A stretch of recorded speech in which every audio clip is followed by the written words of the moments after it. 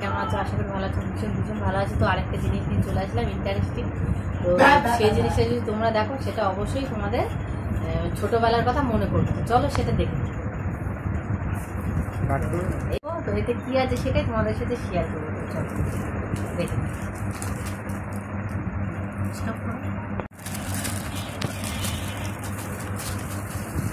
Wow, এটা কি বলতে পারবে তোমরা?